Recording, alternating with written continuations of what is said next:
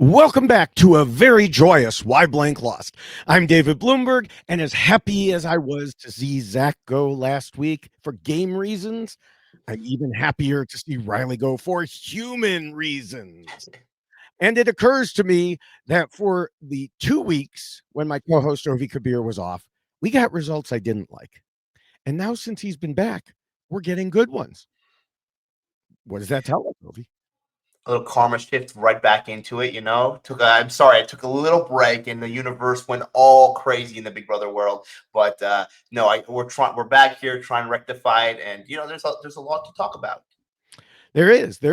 And especially if someone is listening to us now as a TV only viewer, you don't watch live feeds. I know there are some of you out there because that's why we stay spoiler free for our predictions. You definitely want to listen to all of what we have to say here because production hid so many of the things Rylie did and the reasons he was evicted. Although some of those things don't actually deal with the reason he was evicted, it just has to do with the reason people wanted him kicked out of the house. People being viewers. Just looking at Thursday night's episode, it was so clear that producers, they spun the roulette wheel and they put all their money on Mickey. Because they must have expected her to go because they correctly, but still they buried her for her behavior so that if she did go, it would be obvious why people were voting against her. There was no surprises there, but they barely showed anything about why the majority ended up voting Rylie out. No, I mean, if that's like literally the only episode you caught, you would be so confused because Rylie, I don't think there's very few conversations in any of the flashbacks they showed on, Thursday's night episode of, hey, this is what a reason why Rylie might be voted out. I mean, maybe they talked slightly about the showman's portion of it, but I think most people had the cape over him. And that's kind of the situation that happens when you have three nominees each week, Right. and then you have one person who can take themselves off it. But typically you expect to have a portion of why each person might be able to go home. But the producers could have wrote it. They would have had this is why Mickey lost this week, it seems like. Yeah. I guess they're just relying on us. They're like, well, even if we get it wrong, David and Ovi will take care of it. Yeah, we have the script. Yeah. But, now speaking of the things that they've been hiding from us, like I said, mostly it was Rylie's misbehaving. And one thing we'll do in our discussion here is step back a little bit from our personal feelings about Rylie while we analyze his game. I know that, a lot of people want me to just rant, but usually I rant game wise. And yes, believe me, there's still going to be things that come up, plenty of things. But many of those were unknown to the players, or at least not known as well or not accepted. Again, we'll get to that. So we were happy about him being evicted because of all that, but it might not have played into their decisions at all. I mean, we're so happy I'm wearing a W for the win, fly the W flag. Whoa, fly the W flag here, shirt. This was a win by all accounts. But we have to also just look at it from the strategy standpoint. And to aid us in doing that, we will follow the same path we do every week and compare how Rylie played to a set of guiding rules I originally wrote back in 2004 and have modified ever since. We'll look at his actions using what we saw on TV, live feeds, interviews, not his, and other information with the most recently published version of the rules posted at robhasawebsite.com/bigbrotherrules. So yes, if by some chance you didn't realize this already, Rylie's interviews have been, quote, postponed due to a scheduling conflict. Now, I have since seen an article in a place that I don't know how seriously to take it. It might be a little tabloidish that said they had word from a production insider that he was taken into a situation room and was told what was going on and shown some of what was going on in reaction to his behavior. And he was shocked And, he couldn't even remember saying some of these things or didn't think they were being picked up by the microphones or whatever, which, considering he came out and Julie said, "Oh, so you say you want to marry her?" And he's like, "Oh, you heard that? Yeah, yeah, it's Big Brother. We hear everything." So I guess it's slightly possible that that is true. And, he's just freaked out. I have heard, I didn't check myself, but I have heard that he set all of his social media to private. Probably a good idea. Probably someone should have done that a while ago. But anyway, the point that I'm getting at here is we will not have interviews of his to discuss because he did not do any. And, Mhm. you know, that's actually fine with me because whatever he would say, I don't think necessarily would conform with reality.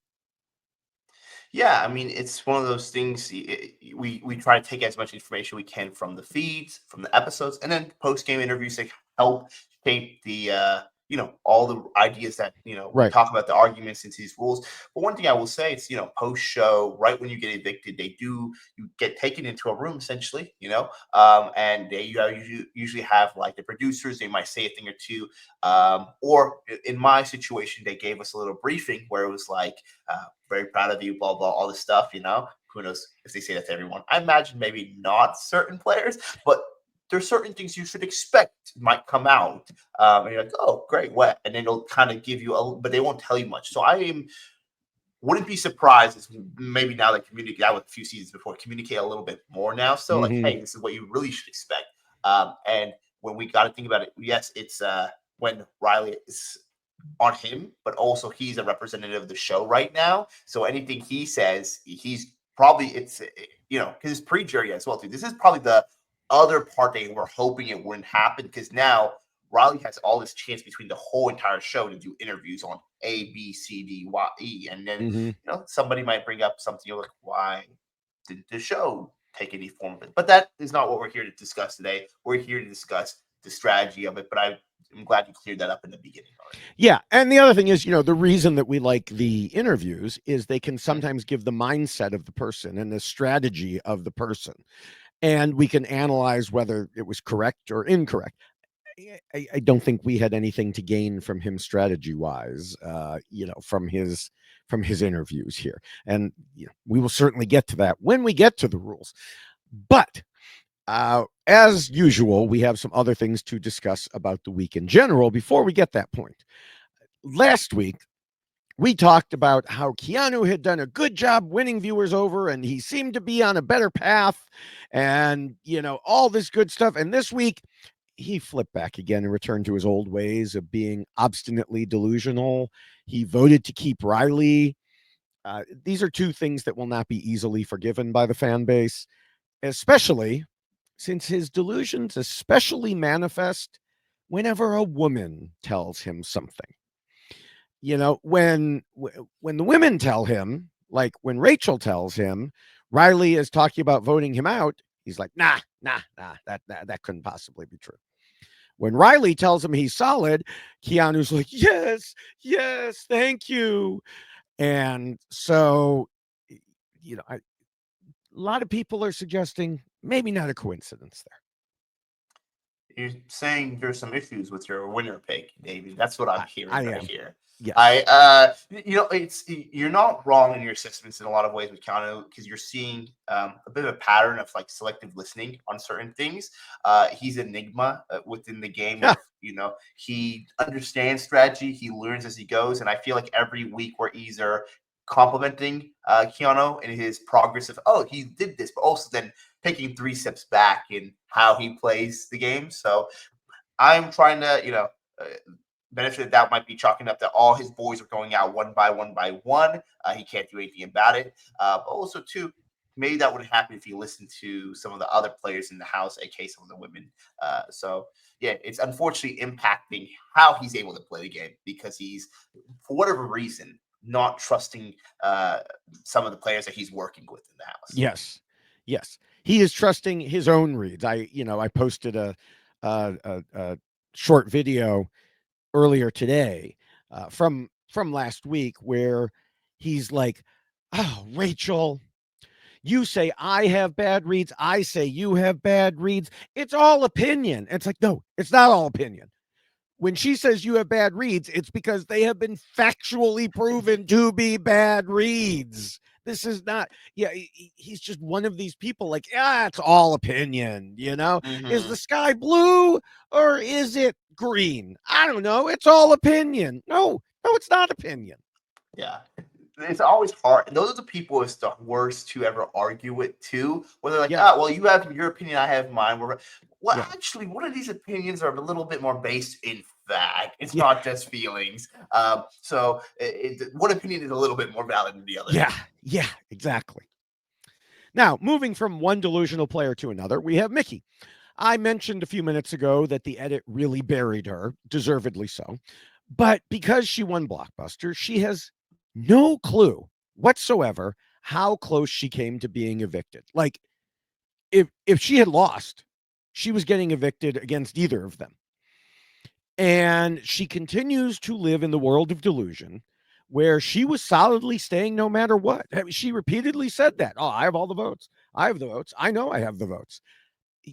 She didn't have the votes. And at some point, she's going to, whether getting voted out or, she'll get out in the real world and see, yeah, you were lucky. You had no idea how much you needed to win that blockbuster.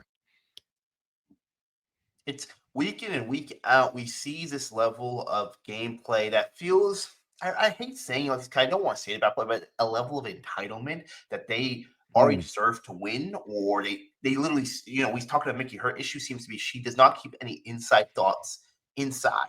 She literally will say, "This is what's best for my game," and other players are kind of clocking in. I think it's funny Oh, because you can yeah. see in conversations where they're like, "So, what's best for your game?" Instead of what's best for art. She can't see it that the players are kind of come around and realize Mickey will only look out for Mickey, and then she does these things. I mean, our people who've been watching these episodes can see it.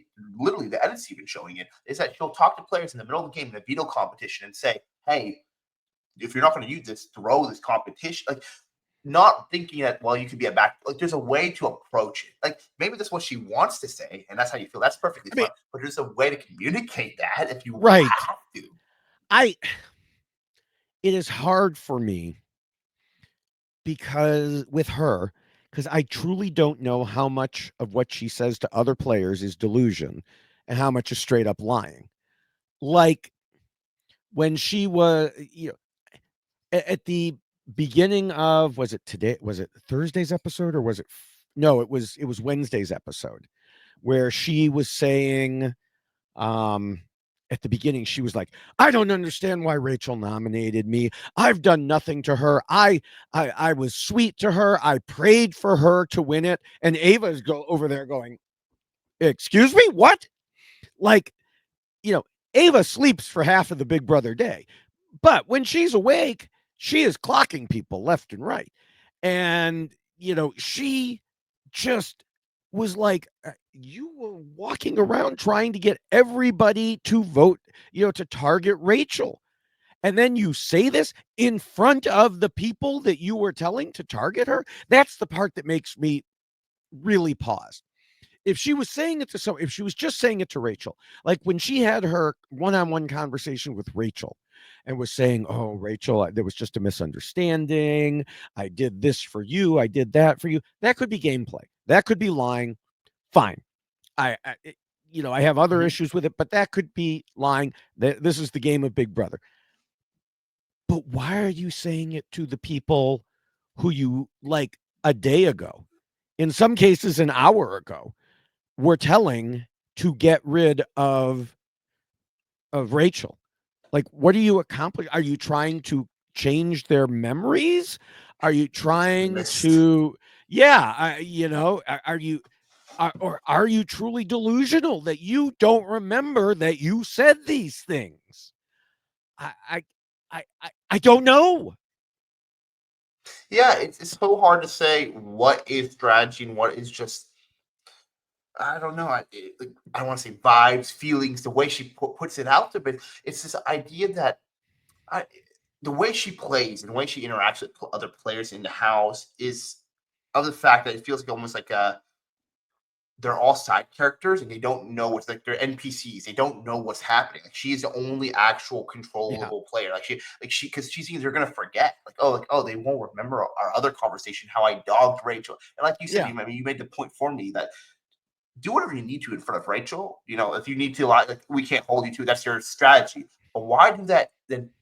Keep that type of lie in front of other players, which have seen the complete opposite. So, yeah, it's strange because I'm like, you have some really good like. I like that she likes to fight in the house. Where like by fight, I mean like she wants to stay in the game. She Right. wants to make moves. I think it's fun to watch, and I love that fire in a player. But then it's like confusing because sometimes you don't need the fire to spread everywhere. You can just maintain it. And I mean, and the fire was on her this week, like, and she didn't even know it. She couldn't even feel the burn. Like if she did not win that competition, which in itself is a strange way she won it, Oh yeah. she would be out. She would be out. Yeah. Yeah. And, I know we have a while to go before we get to our predictions, but depending on who wins HOH, she may well have a big surprise coming this week. And I mean, there are a lot of people who could win HOH who would nominate her, who I don't think she would expect to nominate her. And, I was so excited at the beginning of this past week to see her probably getting the boot when Rachel became HOH and nominated her then. But that all changed when Rachel put up Rylie as the renomination. And at that point, I I had a feeling Rylie would find a way to stick around. So I was like, well, at least we're getting Mickey. Yeah, she's a consolation prize. And so I just wanted to brace myself for that. But look, we got the grand prize. The grand prize we did. And I'm very excited to talk about why we think we got this grand prize. Yes, so I don't have anything else, and I don't have anything for the pre-rule stuff. I don't have anything for the semi-regular segment that would usually go here. Do you have anything? No, I mean we got no other interviews to talk about. Julie didn't give us Yeah. too much this week. All right. Well, then, before we get to the rules, I do want to mention that for the Survivor version, we have a shorter and much more colorful version in poster form. You can go to robhaswebsite.com/yxlostfeed, scroll down to the poster, click on it, order it. And in addition to that, you can get the poster on a T-shirt, and you can get the checklist on a T-shirt, which is very similar to but not exactly the same, but very similar to the Big Brother version of the rules. So again, go to robhaswebsite.com/yxlostfeed. Well, when Julie asked Rylie who he blamed for his eviction, he said himself. And for a change, he was right. Just not for the reason he gave. Well, okay, partially, because yes, he did screw up the blockbuster. You already, hinted at that a little bit. But there were so many mistakes he made leading up to that point to put him in that position. There are two categories of things he did wrong. The kind that showed us, the viewers, what type of person he is, and the kind that showed his fellow house guests what type of player he is. The first are certainly going to come up while we focus on the second, because at RHAP, we know Big Brother and we know why Rylie lost. Now, the first and most important rule is, of course, to scheme and plot. For the first month of the game, Rylie wanted nothing to do with any of that nonsense. He just wanted to hang out, have a vacation with this pretty girl that he met. Early on, he even ranted in the storage room to someone, I don't remember who, that he doesn't need to scheme and play the game. He came to have a good time. He has other opportunities at home. I mean, we knew that was untrue even then, but boy, did it become worse. Still, he kept going by later agreeing with Kelly when she told him that she was genuinely not there to win, as if we needed to, her to say that. She was there to make a name for herself. Yeah, they're both making names for themselves. They're just not names I can say on this podcast. But the upshot is that he didn't even want to play early on and kept saying things like, I feel like I'm on a vacation in here. I don't feel like I'm playing a game. It's fun as bleep. I'm having the time of my life in here.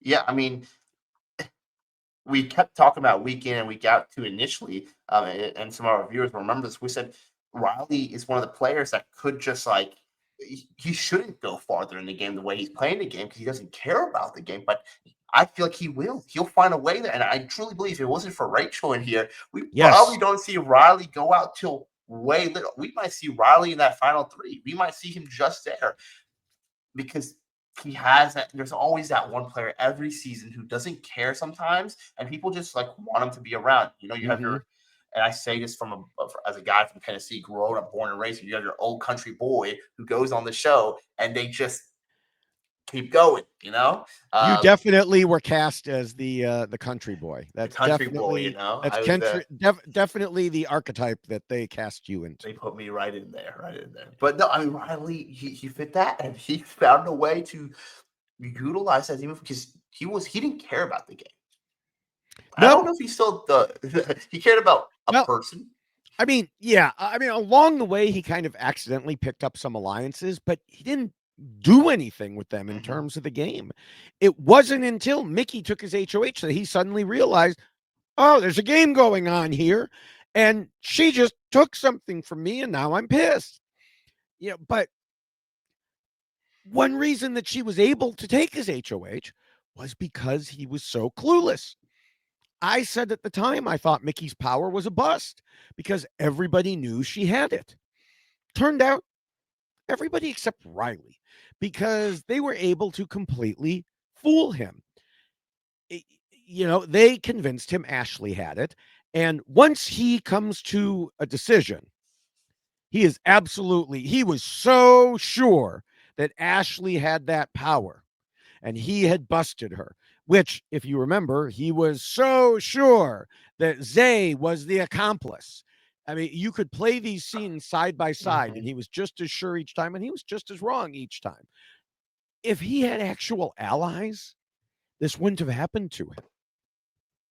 No, very much so. If he was able to, because you don't even need to be an ally of Mickey to find his information out. If you had players, and there are certain players who also knew exactly that Mm-hmm. Mickey had that power. I mean, if he had some inclination to make other connections in the house with other players, even just later on the game, it would have helped him get that information back to him. I mean, we see that being a demise of his that because of though he has social bonds with players, he doesn't have strategic bonds with players, so they're not giving him information. I mean, his relationship is kind of the only way he was fed so much information, and so without that, it becomes a game is very hard to push forward. And moreover, that we talk about, you mentioned how he wanted to get into the game after that happened.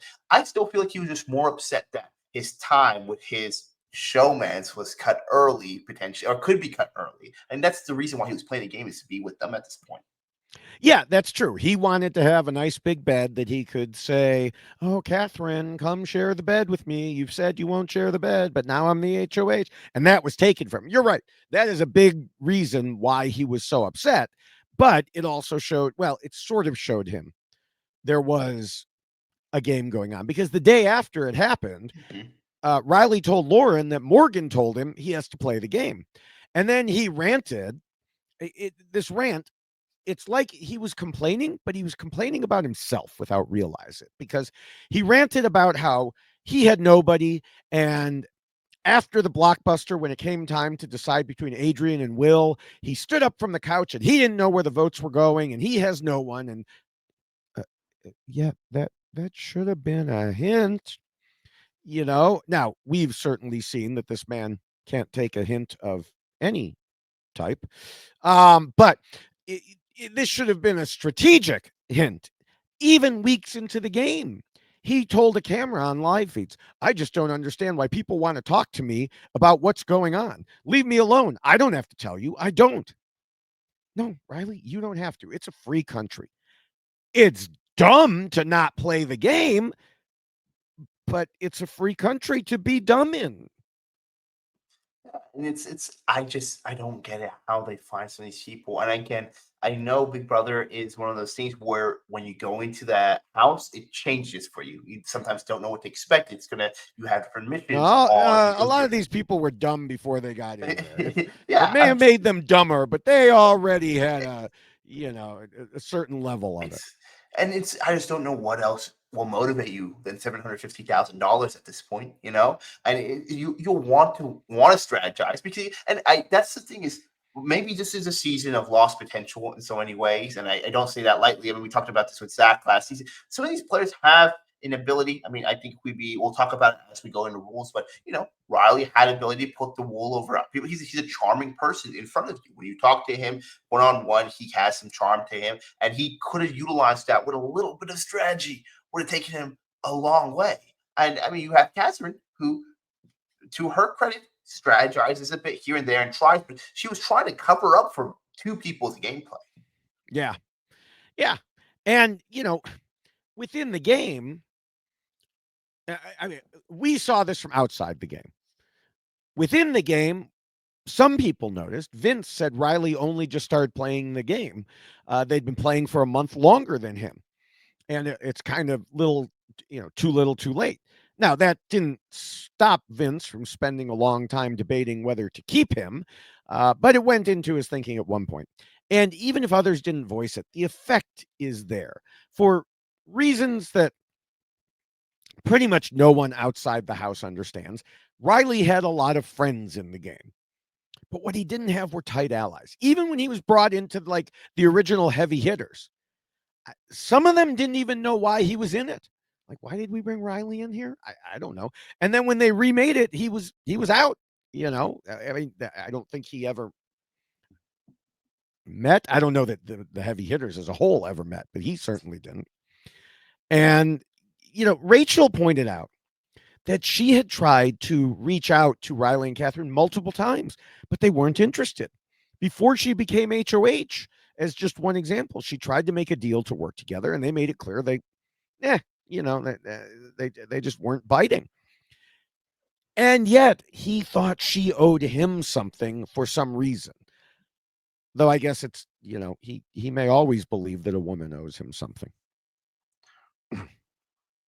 You had that one locked and loaded. I mean, we see that behavior of his with his strategy in the sense that he expects things because there's a social component to it, and that's what he's basing his strategy kind of on. It's strange that he has been week in week out been voting people out. It's not been an issue, kind of betraying people in some shape or form, or maybe he doesn't view it as betraying because he's not really indicating any type of strategy. And again, that's what you kind of get though when your entire strategy is with, like you mentioned earlier, you want to share the HOH room with somebody else. That's your entire goal. That's the only reason to win. And I mean, if you play the game like that, plus getting some sort of retribution when they've hurt you in some shape or way, when Mickey basically took away his HOH, it speaks just like this man was playing the game with zero strategy, truly. He had no implemented strategy, and he was getting by with his charm alone. If you had just a iota of strategy into it, that maybe I should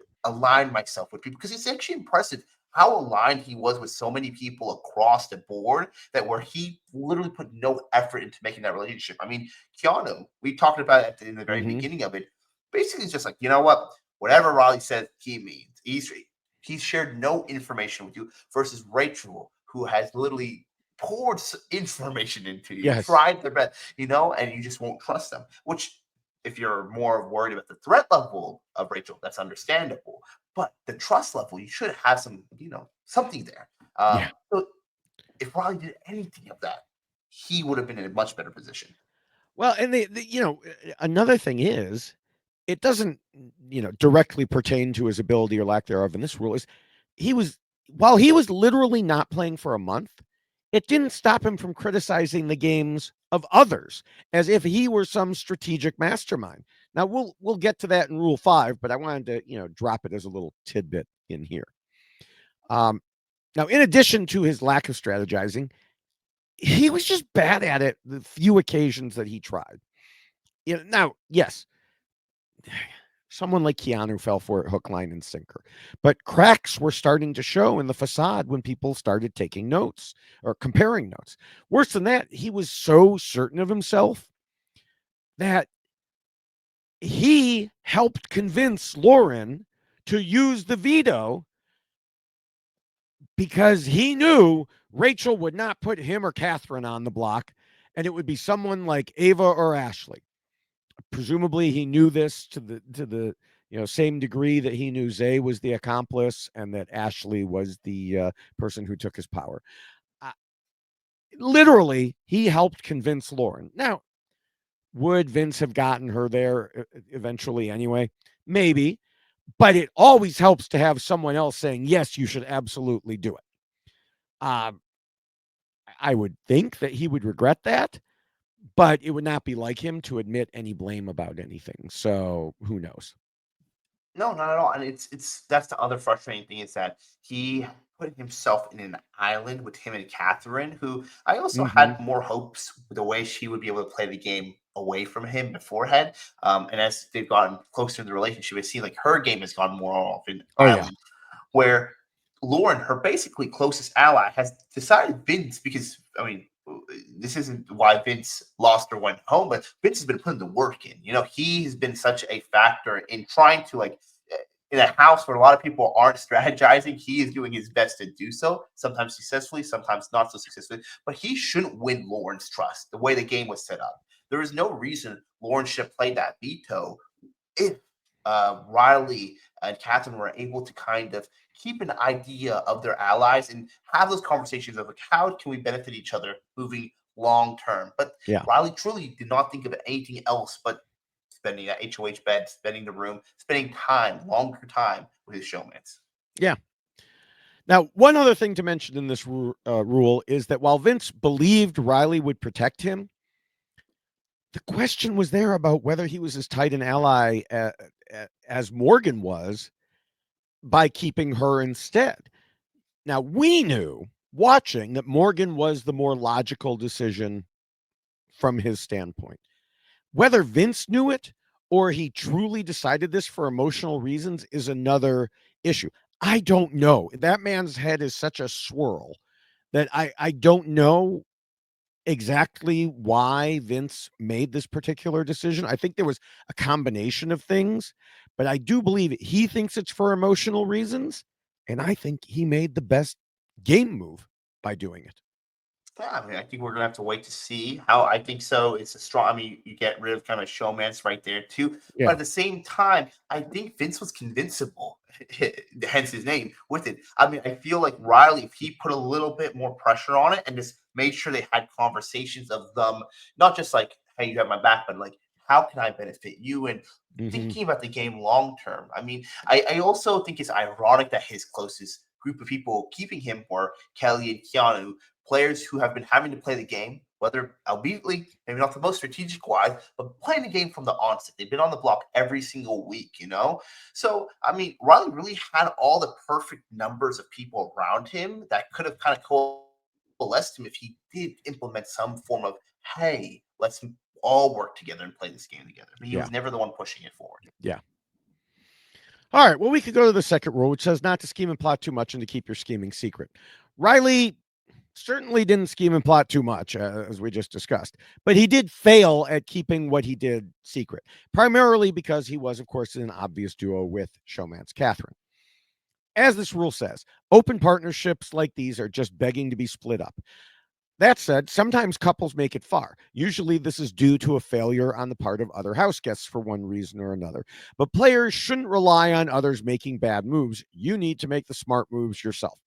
Obviously, I wrote this before ever seeing this house because in this house, you can often rely on others making bad moves, but that is not the point here.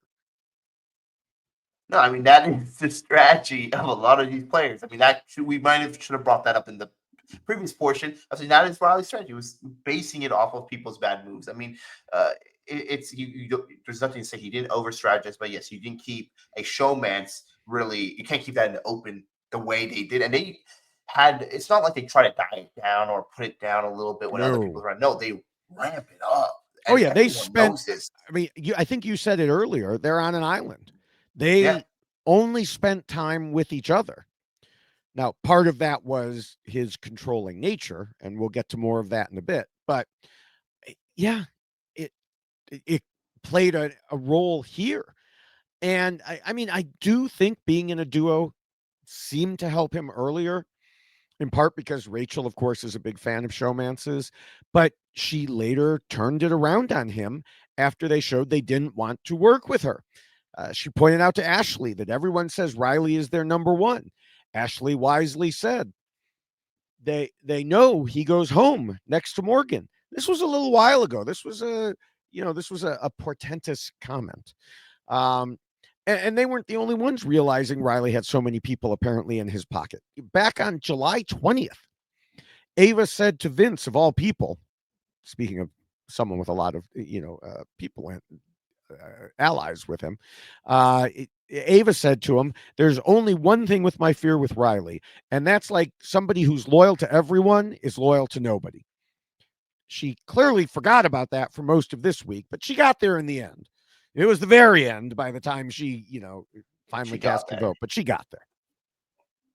No, she did get there, and that's the thing is that you don't really. It was kind of almost a camouflage for Rylie because most people knew Raleigh's not playing the game the way he wasn't the one pushing conversations. He's not trying to be an alliance member. It's like he's brought into things, so you don't really think of him as he's over strategizing. He's not this or that.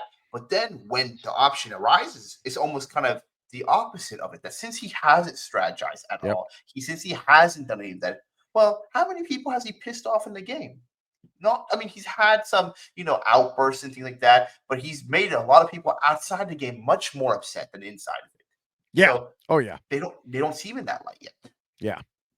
Now, of course, another issue with Rylie being too open is that he just said whatever he wanted to around whoever he wanted to.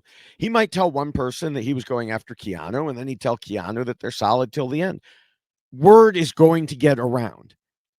Okay, using Keanu as an example, maybe not the best choice because he has that shield around him that allows him to ignore reality and maintain his delusion. But other people saw it as well. Vince eventually seemed to get it and even tried to tell Keanu about it in those couple moments between the end of Blockbuster and the start of the vote. But there's no way you're going to, penetrate that shield in such a short time. No, it's kind of that. If you've ever seen that meme, David, I imagine some of our viewers have seen it. It's this person looking at this sign. It says, the sign says stop. Says, this sign can't stop me. I can't read. And so that's kind of how I feel Keanu sometimes is when he gets information. Like, I can't believe you. I can't hear anything. Just, and he had the blinders on for Rylie. Right. Also, the one thing I will say just to that is that I do think Rylie was his last bro in the house. So maybe that's why he's more inclined to, because he had that broship and with some of the other guys all going out one by one.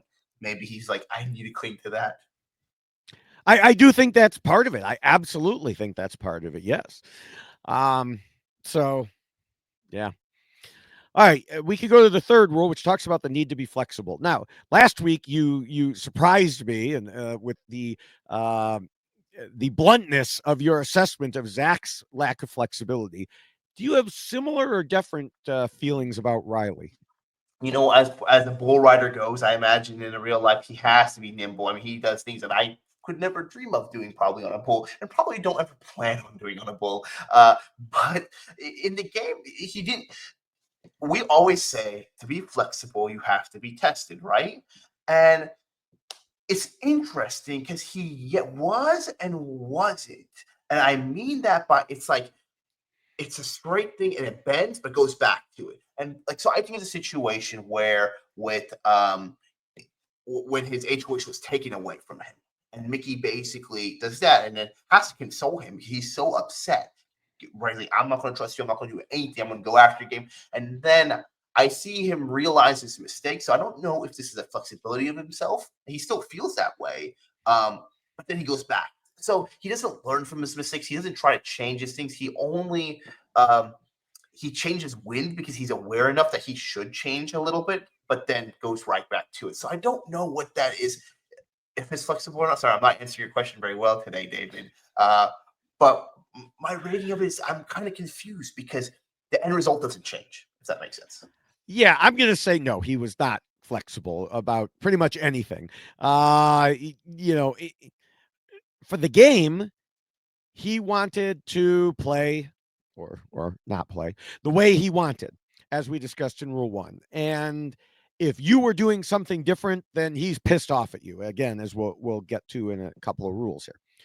For things that fell outside the game, He wanted his relationship with Catherine to be a certain way. And he made it clear he didn't care what she wanted. He wanted to Mhm. sleep in the same bed as her. He wanted to always be touching her. He wanted to always be kissing her. He insisted he was going to be married. He was never going to leave her, and she didn't have a choice in the matter. He literally said those things.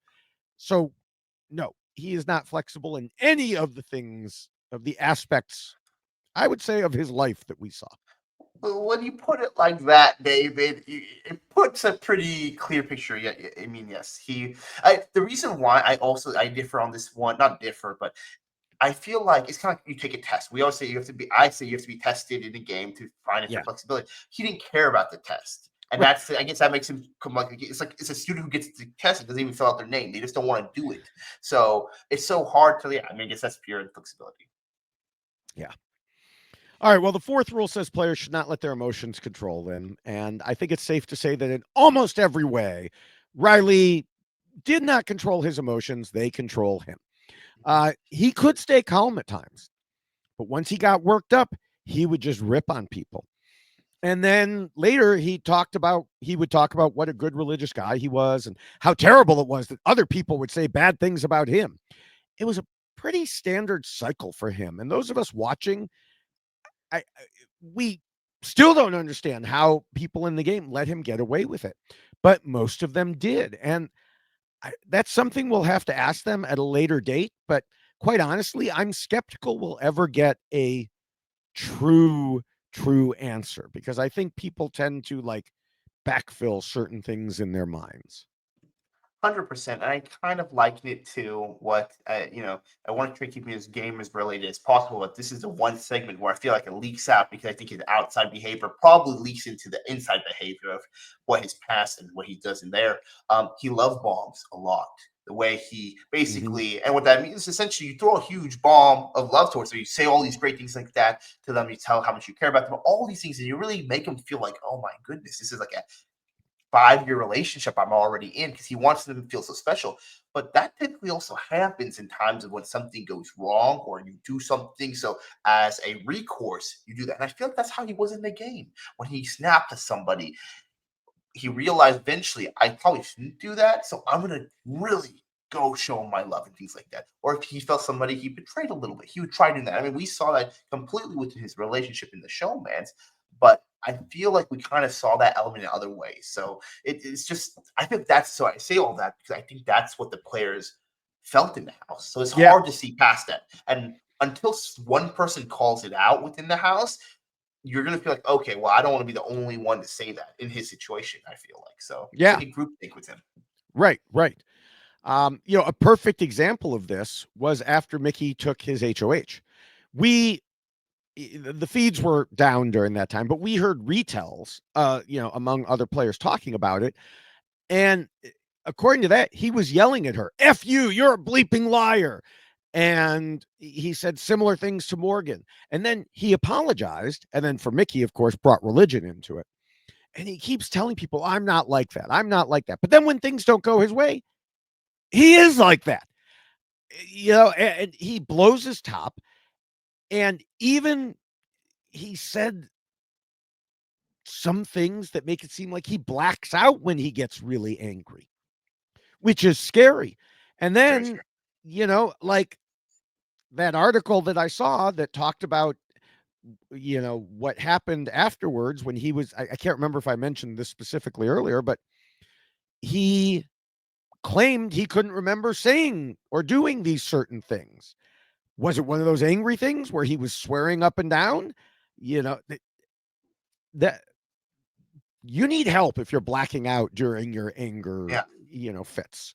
Whether it's inside or outside the Big Yeah. Brother house, you need to be able to regulate your emotions in a way that it's not causing you to do those type of things. Everyone gets upset, everyone gets angry, but the way you express yourself is something you can control. And that really hindered himself in the game in so many ways, and like that added to other portions. Yes, it got fixed back because he would, they would kind of forget it. But like I said, I think we're going to. It'd be interesting to hear the takes of a lot of the other house gifts, and maybe now too, as we see this week what will they be thinking about Rylie? And it's one of those situations where if Rylie stays a couple more weeks, maybe people start seeing those signs or feeling that signs too. Right now, he'll probably be thought of as a martyr who went out early within the Big Brother house. They'll be like, oh, only think good things of it. But I think time will tell the rest of I the story. I think there are some cracks starting to form. We'll get to that in a minute here, but just to finish this, I had one thing he got especially angry about was if Catherine would, play the game, like talking to people without him. How dare she? Or rather, how dare anyone talk to her without him there? Like they're only allowed to talk to her if he's there to talk also. And so, again, there's this whole being controlled and controlling aspect of him. But on the weird flip side, his emotions were in control when it came to Catherine in another way, because early on, even before they were really a showmance, he told her he'd be happy to lose the game to her. And he told Rachel a while ago that if a decision ever came between him or Catherine, he wanted people to vote him out. So his emotions still would have wrecked his game in either direction, whether it was his feelings for Catherine hurting his game because he's telling people to vote him out, or his feelings for Catherine hurting his game because he wanted to control her. It's fifth rule says players need to pretend to be nice and play the social game. We've already hit on some of this from the fourth rule, but Rylie truly does pretend to be nice. As one person mentioned on Blue Sky, and I wish I could remember who it was. I'm sure a lot of people have said this, but this one struck me. He has a mask, and he could put it on when he has time to calm himself down. Like even when he was evicted, he was much calmer than I expected him to be. And I think it's because he had time to prepare himself for this possibility. Plus, I think it has to do with the fact that he knew he was going to be on camera. I've already mentioned this, but it was clear in his interview with Julie that he didn't quite realize everything in the house was on live feeds. And I think that was when he slipped the most, when he got angry and didn't remember the cameras were there. Because on TV, like when he was nominated, he said, "It ain't nothing to me," acting like it was all no big deal. On live feeds, it was all bleep, bleeping Rachel, bleepity, bleep, bleep, bleep, bleep, bleeping Rachel, bleep, bleep. A few more bleeps I think are needed, Yeah. David, actually. Yeah. No, exactly. What we saw is, again, people are going to be different when there's cameras on and not off them. That's how everything, when somebody puts a phone in your face, you're going to be a little different than otherwise there in a normal situation. But we did see it was a concerted effort to have two different types of Rileys when he's having an interview with Julie by chance, but then talking about Rachel when he's with other players. I mean, it was something I'm not super surprised about, to be completely frank, though, because the behavior that we've seen from Riley, the way he kind of conducts himself, it is very much so, like you said, masking. You take the mask off, you put it on. It's you. That's how you are able to charm so many people. That's how he is able to have so many allies in the house without doing any strategies, because he's able to, at this point of the game, kind of keep a mask on his real behavior. And that also is much easier when you're not really playing the game for the first month, as like you've described as a whole. So, yes, he probably did very well in this situation, because if you think about the level of dislike, I think is a proper word, that many of the fans have for Riley for his behavior versus the behavior the house guests have seen. He has really pretended to be liked to be, have play a social game, keep his real bad thoughts to himself. Yeah, I mean, the fact is, we don't get it. Sitting out here, we do not understand why everyone in the house liked Riley so much. We've gotten a couple hints. For example, Jimmy said on social media this past week, "I think in the house, Riley comes off as a very sweet, fun, kind country boy. Yes, he's a little loud, but that's just part of who he is. What we don't see are his alleged," Jimmy had to throw alleged in there, "manipulation of emotions, outbursts, and the way he talks to Catherine." And Zach also said on social media Many in the House think he's America's favorite since he doesn't show that side to anyone. All I saw from him was this fun, happy go lucky guy. It's all very eye opening now.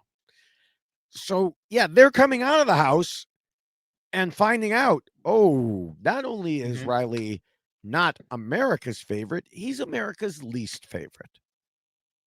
Yeah, least favorite, still even putting it lightly, I would say. If there was a lesser category than that, I mean, yeah, you're gonna see players feel this way, and I do think, not to get too much into it, but I do think it bases a lot of how people perceive and strategy on it. Is when you already have when you cast people, there's a certain level of archetype, right? You see there you have this good country boy, and then you have players who have kind of an idea of many of the players. Maybe some people who are people typically have an idea what like a good country guy looks like, Mhm. acts like. You imagine them being a little hard around the edges sometimes, making bad joke here and there, but you give them a pass. And I feel like that's the perception of Riley was like, okay, this is when he fits all our perception. Like, we'll give him a pass for any bad behavior that comes out there. So he's already kind of playing with already a level up from what he's allowed to do in the house as a whole.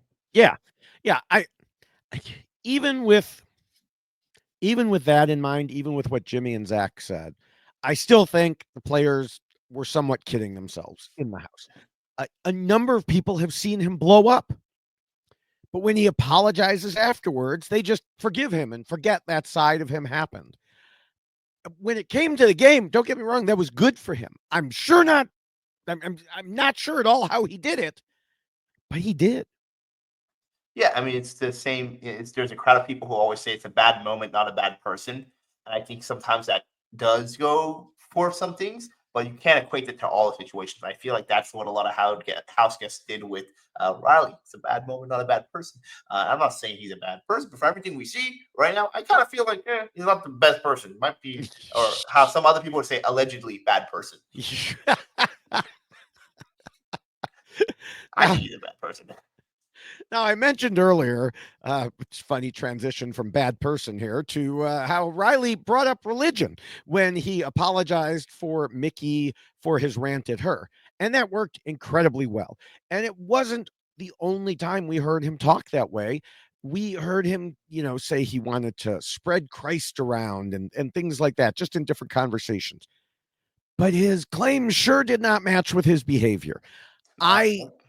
I don't want to give him too much credit for actually making a game move because I don't really think that's what it was, but he definitely manipulated Mickey by talking about it all. She went from taking his HOH and wanting to get him out of the house to suddenly talking to him like he was an ally. And there was a lot of question about how she would vote this week.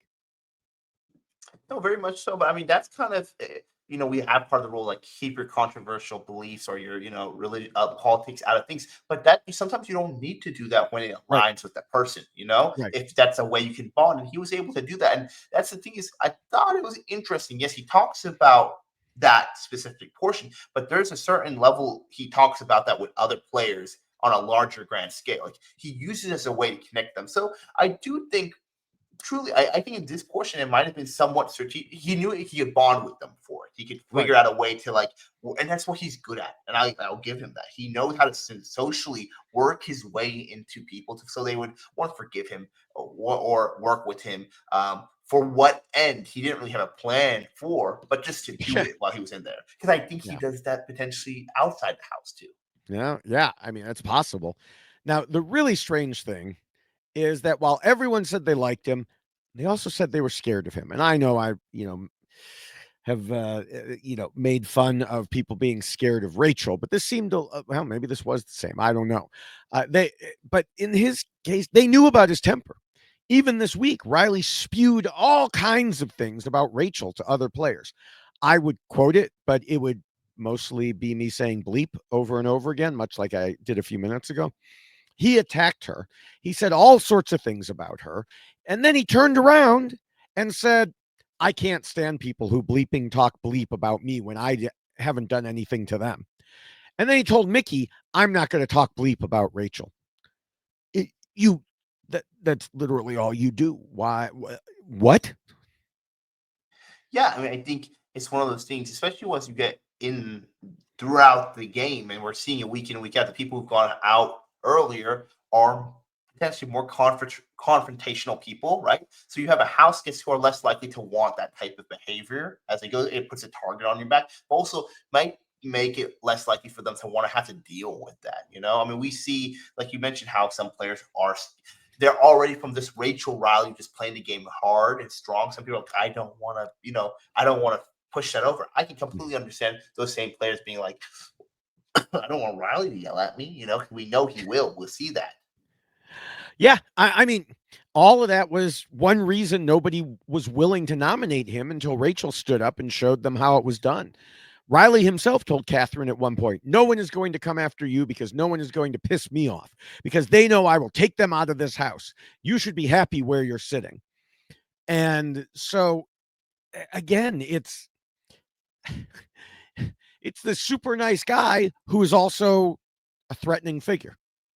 Yeah, I mean, it's like kind of like you watch The Godfather or you watch, Sopranos. You have somebody like they're very sweet in you at the dinner table, but you know what they might hold behind them. Because also strategically, when you think about it too, it might be a good transition with this too. Is that with Catherine, it's not just one person to be worried about; it's two people to be worried about at threat level.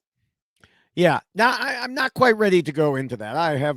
You got some more. I have even more because, I mentioned back in Rule 1 that while Rylie himself wasn't playing the game for a month, he still criticized others for not playing the way he thought they should. So, for example, he got annoyed with Ava because she can't win comps. She's a floater and he can't stand floaters, as if he has a clue what that word even means. He continued, she needs to start playing this bleeping game. She's not playing this bleeping game. She's going to take her bleeping home, bro, if she don't be bleeping careful. She's not going to jury. She's going to get her bleeping taken home. Sorry, way too many bleeps. That's just the way he talks. And he also said he was tired of Kelly running around the house causing drama. I mean, okay, I can grant him that one, except for the whole fact that he didn't actually play himself. He continued by saying he would put Keanu, Kelly, and Ashley on the block because he wants all three of them to go home. They better start playing this bleeping game right. It pisses him off. He's sick of Kelly running her bleeping mouth. That's bleeping bleep. It pisses him off. She's worse than Jimmy. He goes to sleep for 2 bleeping hours, and the mother bleepers are doing the most. Kelly talking to Catherine pisses him off. He says Keanu has been in the HOH room for 2 hours kissing Rachel's bleep. Last week, Rylie was annoyed that Zach asked him how he's voting.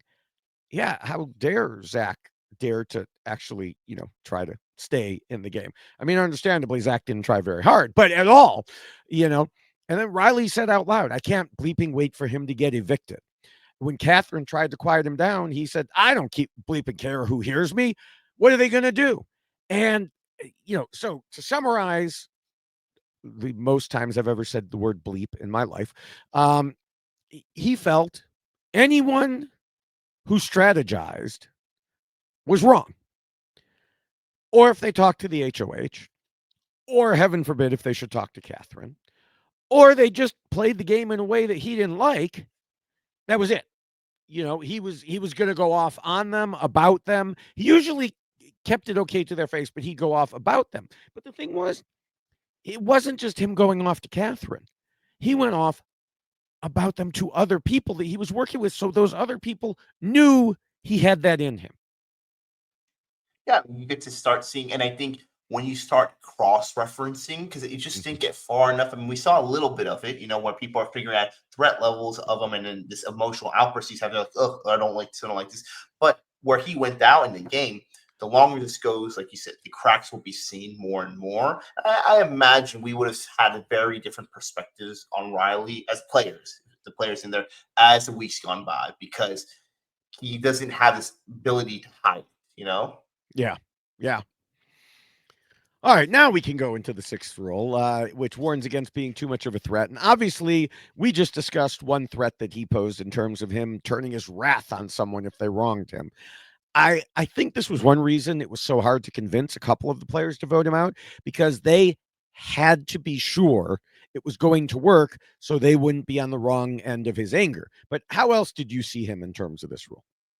Yeah, I mean, I think when you see him and his perceived or maybe already their competition ability, you have the anger of like, okay, I don't want to have to deal with this afterwards. But also, then you have not just him, but you also have Catherine there too. So you have a combined threat level of two people, and one of those ones where a lot of times you see in a show, man, when recent seasons, one player is doing something, but the other one wants to kind of will sweep the issues away. They'll work its way Mhm. to like, all right, I'll cover your tracks.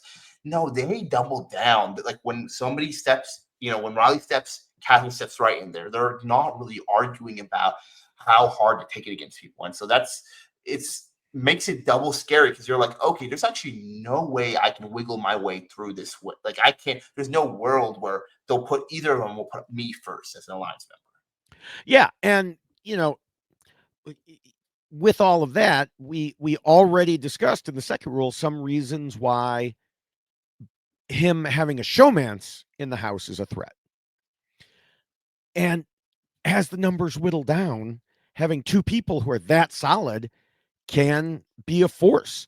They were a duo. They have a double vote. Rachel told the Judges Alliance that as the numbers get lower, his strength and comps will come into play more, and both he and Catherine will compete in just about everything. Yeah, they'll both be competing in everything or two votes. And then if we either of them make it to jury, that's a whole nother vote. You already know. And so when you start thinking about, especially certain members too, like how much can I rely on them as the game goes? Because if I know I Right. need to get both of them out in jury, then I have how many other alliance members can I trust to do that? That's two other people. It's a trio, whoever's added with them. So you get those two out. Who else can you work with? So it's one of those things that are better to get them out now potentially than later for so many reasons, but also so that way you can develop your relationships with other players and then potentially Catherine by herself. Right. And you mentioned the jury, having one of them in the jury. And this was something Rachel explained too, was she said Brendan did so much work in the jury for her while she was still playing the game. So she knows what can happen when a showman says one person in the jury and one person headed toward the finals. 100%. And you're there for so long. I mean, all the plays, especially somebody like Rachel knows and that perspective, while while she refers to them, all these newbies don't because there's so much time spent in that jury house. These can be influenced so much, and especially Yeah. somebody like Riley, who's already influencing people just with his behavior. Now, to give that untethered, no cameras, what happens? How can Yeah. he'll be able Yeah. to influence them real well. Yeah. All right. Well, the seventh rule says to trust almost nobody. Riley put his trust in several people who turned on him. And for a while, it did work before that happened. The thing is, he was likely never going to return that trust, or there was at least no real way to determine whose trust he would return because he said bad things about almost everybody else there. The only person he actually trusted was, of course, Catherine, and she stayed true to him in the house, though hopefully that won't be the case when she's out of the game. Hopefully not, but in the game itself, it's yeah. Like you said, is how much did he trust in them because he was kind of new. It's ironic because he did trust them that they would game wise do what he wanted them to do, and he said something, but he didn't trust them as actual people. He didn't Mm-hmm. trust what he said to them. So it's interesting. I don't know how much of it was his demise because there's certain situations where like the people who probably shouldn't be around him or like be voting for Keanu, his whole group of people, he's able to continuously put them there. Um, Lauren, all these other players that he thought he could trust not to use a veto, he kind of undoes it himself. Yes, he didn't do a good job in this, but I also don't know how much of this was the reason that sent him packing either. Right, right. All right. Well, it's about time to wrap things up. So, what are your final thoughts about Riley? I think strategic wise, he was probably not the worst player of the season, but also there's not much strategy to behold because he didn't play the game for half of the game. His entire reason to be on Big Brother, it seems like it was not to win the money, not to be there for himself or play the game. It was to be in a showman's. And within that showman's, he was able to cover ground because of just their social connections. If nothing else, he knows how to charm people. We saw that there, but that goes only so far when you're playing 2 weeks of Big Brother, essentially, game time, and you run out of people, you can continue to do so. He was a threat, made a showmance. He made no secret of how he felt about everybody else. And I think they all wised up and realized we can't have him in the house, and that's why he lost. Yeah. Well, when Rachel became HOH, I thought Rylie was going to be safe because of the way she'd supported the showmance up to that point. She had a bit of a realization when she heard Rylie was upset that she was sticking her nose in. And then things kept going downhill from there because she also knew she had tried to get them to commit to an alliance and they hadn't. Still, she had bigger fish to fry in Mickey and Morgan and Vince. She didn't even want to go after Rylie yet. Just using that as a possibility, as a threat to dissuade Lauren from using the veto. But Lauren thought she was kidding. Who would go after Rylie? Well, Rachel doesn't kid about such matters, and she put him right on the block. Even then, I didn't think it would happen. He had too many people who seemed to want him to stay. Plus, everybody wanted Mickey gone. I knew going into Thursday night that it would take the perfect storm of Mickey winning Blockbuster and all of the questionable votes going the right way. I can't say many of us had faith in Mickey, but she did it. And Rylie helped by being as dumb in the Blockbuster as he was in the overall game. This was something we didn't really discuss. It doesn't fall into the rules per se, but yeah, he blew that Blockbuster big time. Meanwhile, once Rachel dropped the bomb of nominating him, she never stopped working to try to pull together the votes. She kept pushing on Ava and Vince in particular, and she finally wore them down, along with Morgan guilting Vince and, well, Vince guilting Vince. Uh, Although the reasons so many viewers wanted him out of the house were not the same as the reasons people actually voted him out, there was overlap. As I mentioned, his lack of flexibility showed itself to us in the way he treated Catherine, but it showed itself to the players in the way he talked about the game. He didn't come there to play Big Brother. He came to have a vacation. For a while, that attitude of fun worked for him. But at some point, even the people in this season start to realize it's a game. And he still wasn't playing it. Plus, he was constantly angry at those who were. Keeping him wasn't really good for anyone, including even those who voted for him to stay, other than Catherine, of course, though I think it may turn out that it's even better for her in the game and certainly will be better for her in life, as an aside. When it came down to the decision of Rylie or Morgan, Morgan was just a better potential ally for the majority of the House. Sure, she's not ideal for some of them, but still better than Rylie. Maybe in the backs of their minds, although they usually didn't admit it publicly, they did know what kind of person Rylie is. There were a few hints of it, but it seemed like they mostly didn't talk about it out loud. Either way, he had become a threat to their game, partially because of him just being him and others being afraid to nominate him, and partially because of the showmance angle, and partially because of the combination that it also meant people were afraid to nominate Catherine. Those weren't the reasons we wanted him gone. But I'm just happy they found enough overlap to make it happen. And that is why Rylie lost. Well done. A seamless approach to bring both of us, the viewers, the live feeders, and us casuals to be able to watch and enjoy this. Summed up very well. Well, thank you. Thank you. Okay, well, we will have our predictions in a moment after a few other pieces of information. In addition, if you want all of our full thoughts, including spoilers, which you will not get in the predictions, we are all over social media where we discuss Big Brother and other topics. Yes, don't forget that both of us are active on a number of different social media platforms where we discuss Big Brother and other topics. On Twitter, Blue Sky, and Instagram, I'm at Ovi Kabir, and on TikTok, I'm at Basmati Boy. But David is truly all over the place, but there are a few ways you can track him down. You can find his various accounts all through his Linktree at Linktree/David Bloomberg. But you can find him directly on Blue Sky at David Bloomberg. Yes, I encourage anyone at any of the other places to come over to Blue Sky. Of course, like I said, we've got Ovi there. He just needs to actually have time to post. But Ovi is a very busy man. I'll be posting soon. Yeah. And yeah, so many other major Big Brother accounts have moved, and it's obviously just a better place. in addition, for videos, I have been posting at least 3 or 4 per day, sometimes as many as 6. You can find those at TikTok, YouTube, and Instagram, where I'm at David Bloomberg TV. It's a combination of thoughts from the episodes, live feed clips, just general thoughts about what's happening in the game.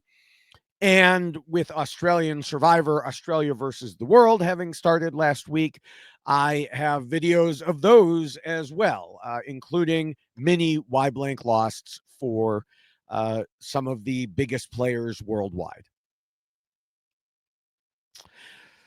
With that, it's time for predictions. And as always, we tackle these before we know anything. I wrote these up while we were waiting for the wall comp to start, so it is completely spoiler free. And my thought was, I think Morgan has a good shot, but she has this habit of thinking she is really good at everything and then not being. I think it would be hilarious if it happened again. So I'm going to predict that she does not win. Okay.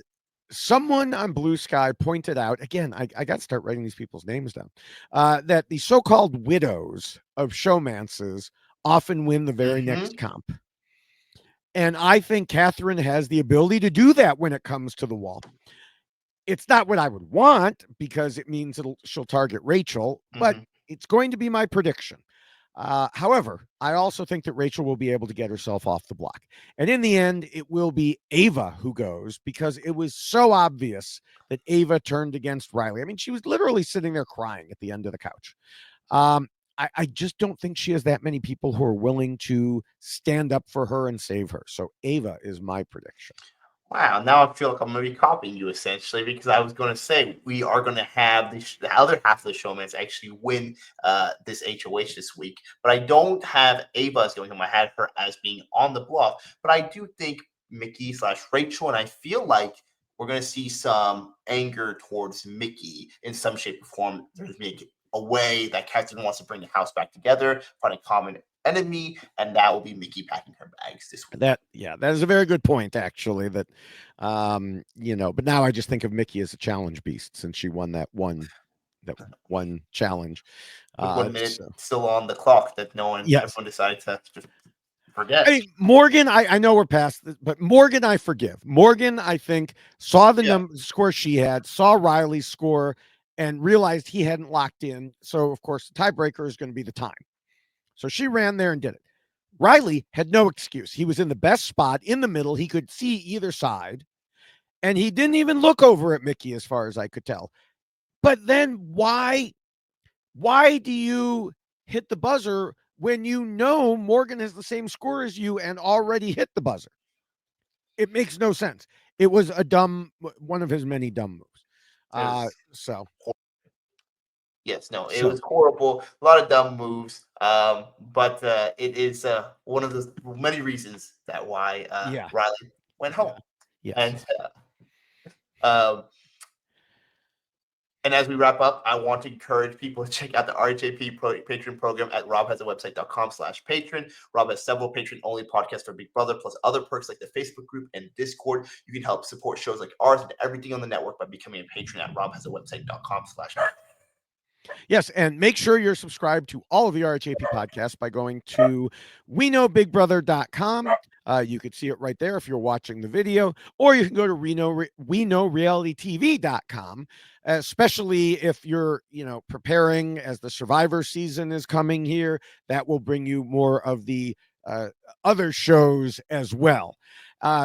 Because you'll find all the different content. You'll find Big Brother. You'll find just all these different things you can subscribe to on any of those.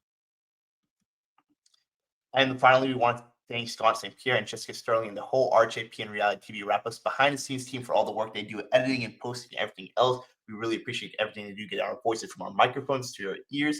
And thank you to all our viewers for tuning in. Sorry for the technical difficulties today. I'm having a storm that's taking out my entire internet essentially all throughout the day. So dealing with that. But I'm so thankful that we have the internet to be able to talk to you all, see your thoughts. I want to get your thoughts game-wise, because we've heard a lot of other stuff. Game-wise, what do you think went wrong for Rylie? Let us know if you disagree or agree with us. And thank you, David, as always, for being one of the best hosts out there. Oh, well, thank you. Thank you. And of course, thank Heavily you predicted. for another, yes, for another great episode. We weren't expecting to be able to talk about Rylie this week. We're so happy we could. It was the big W, the win for all of us. We will see everyone in a week, or you can find us on social media in the meantime. Bye. Bye.